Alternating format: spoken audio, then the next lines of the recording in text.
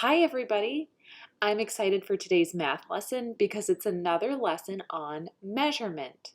Now, I posted another assignment in Seesaw that had another video, a video that wasn't made by me, and I would like you to watch that first. So if you haven't watched the video about paper clips, it's about measuring with paper clips, please stop this video right now and go watch that. It's posted in Seesaw. But if you have watched the paperclip video, then you can keep watching this one because this is a continuation. I just couldn't put both videos in the same assignment. Okay, so today for math, we're talking about measuring again, and you saw in that paperclip video that there are some specific things we need to do to make sure that when we measure with non-standard units, we are doing it correctly. So a paper clip is what they were showing in the other video, and they were showing that this is obviously not a ruler. It's obviously not a standard measurement, which is a way to measure something that everybody agrees on.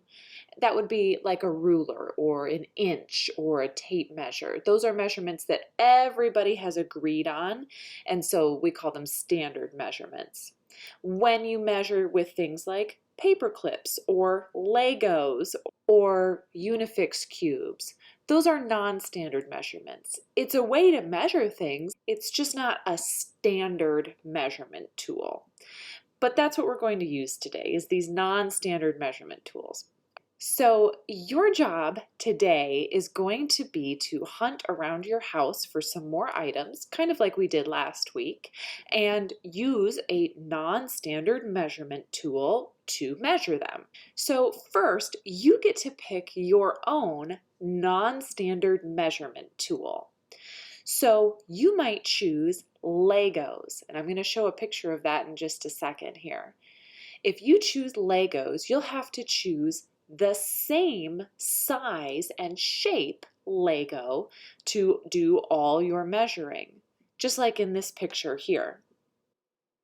See how the Legos aren't all the same color, but they are all the same size and shape.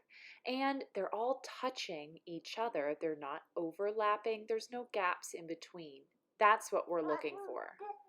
You could choose paper clips like I have here and like we saw in the last video. If you choose paper clips, they all have to be the exact same size, and you'll need more than one of them in order to be measuring something in your home.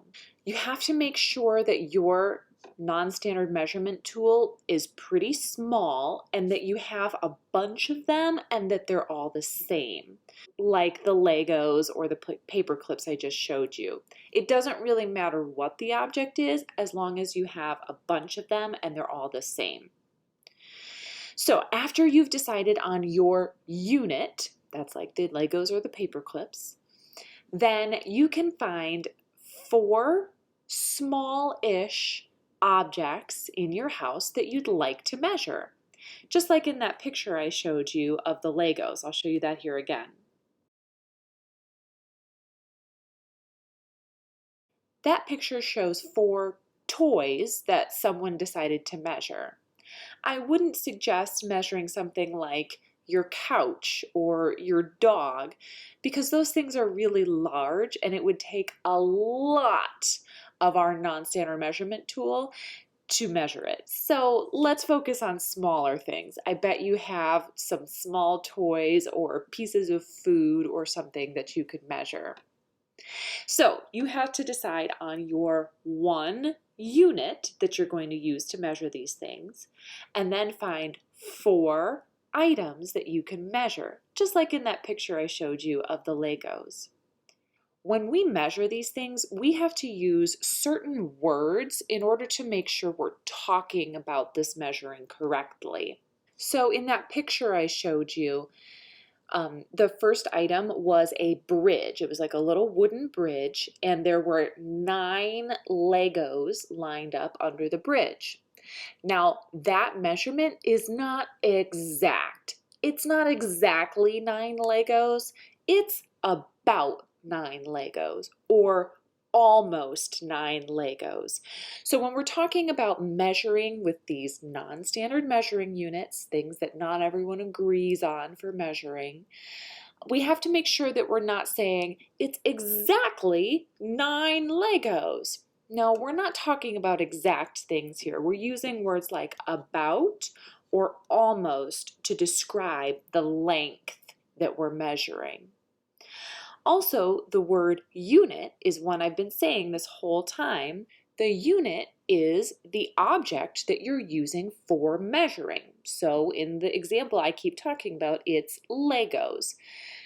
The unit is Lego bricks, and the unit has to be all the same size and shape in order for it to work for measurement, just like we learned in that last video.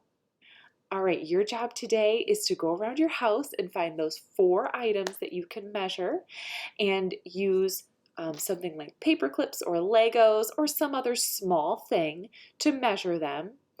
And then can you take a picture, just like the example I keep talking about, of your 4 items lined up with the non-standard measuring unit underneath so that I can see what you used and how you were measuring? Make sure you use those ideas from the last video about making sure all the units are the same size and shape, making sure that they are touching but not overlapping, making sure there's not big spaces in between. And I'm curious to see what you come up with here. Your other job today is to do page 41 in your math journal, and I have that right here. Page 41 is a page of math boxes. I just want to point out that the first question says, how many buildings can you see outside your classroom window? Well, we're not in our classroom right now, so you'll just have to pick a window at home that you can look out of and just look to see if you can count how many buildings you see outside that window. Maybe it'll be 1 building, maybe it'll be 20 buildings, but just do your best counting out of one of the windows in your house. Okay, have so much fun measuring today. I can't wait to see what you come up with.